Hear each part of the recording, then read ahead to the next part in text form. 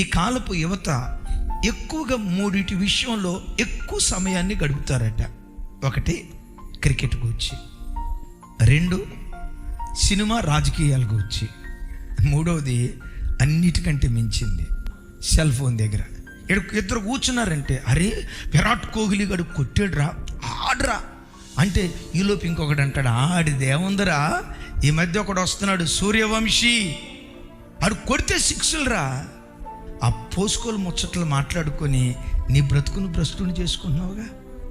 కోహ్లీ ఆట ఆడటానికి ఆ గ్రౌండ్లో కనపడేది గంటే, ఆ గ్రౌండ్లో గంట ఆడటానికి తత్తిమ రోజులు తను బ్రతుకుతున్న స్థలాల్లో రోజుకొచ్చి 16 గంటలు ప్రాక్టీస్లో గడుపుతాడట. అరే కోహ్లీ అంటున్నారు, ఎందుకు ఊరకనే అంటున్నారు? 16 గంటలు గడిపాడట. మరి ఆ వ్యక్తిని గురించి మాట్లాడుకున్నప్పుడు ఒక అనామకుడు అందలమెక్కి ప్రపంచాన్ని శాసించే ఒక గొప్ప ఆటగాడిగా మారాడంటే తన శ్రమను, తన కష్టాన్ని పెట్టుబడిగా పెట్టాడు. చదువుకున్న బిడ్డలారా, మీరు రోజుకొచ్చి ఎన్ని గంటలు చదువుకుంటున్నారు? ప్రొద్దున్నే లేచి పుస్తకాల దగ్గర కూర్చునే అలవాటు ఉందా?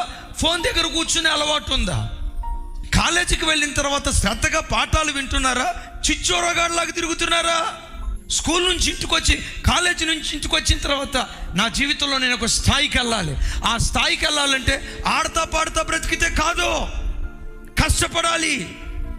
నన్ను నేను పెట్టుబడిగా పెట్టాలని కష్టపడి ఇంటికి వచ్చిన తర్వాత చదువుకుంటున్నారా?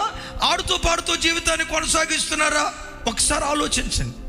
మీ ఎదుట నిలబడి నేనున్నా, దేవుని కృపను బట్టి అతిశయంగా చెప్తా, రోజుకొచ్చి 16 గంటలు కష్టపడతా.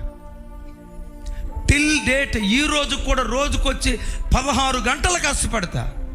నేను బైబిల్ చదువుకునే విధానం మీరు చూస్తే నా ఫ్రెండ్స్ అంటారు, నువ్వే కనుక పుస్తకాలు ఇట్లా చదువుకుంటే ఏ కలెక్టర్వో అయ్యేవాడు అయ్యా నువ్వు. ఏది క్రైస్తవుని ఆయుధం? శ్రమపడే మనస్సు. ఏది క్రైస్తవుని ఆయుధం?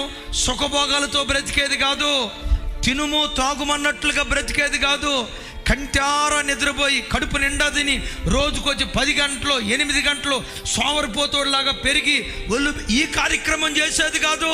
నీ దేవుడు శరీరమందు శ్రమ పడ్డాడు. క్రైస్తవ యవన బిడ్డలారా, సోమరితనాన్ని అలవాటు చేయకండి, సుఖభోగాలు అలవాటు చేయకండి, విపరీతమైన తిండిని అలవాటు చేయకండి, పొరపాటున నిద్రపోతానని అలవాటు చేయకండి. క్రీస్తు శరీరమందు శ్రమ పడినట్లుగా మీరు శరీరంతో ఉన్న దినాల్లోనే శ్రమపడే మనస్సును మీరు కలిగి ఉండండి. ఓ భక్తుడు అంటాడు, శ్రమ నీ ఆయుధమైతే విజయం నీకు బానిసగా దేవుడు మారుస్తాడు.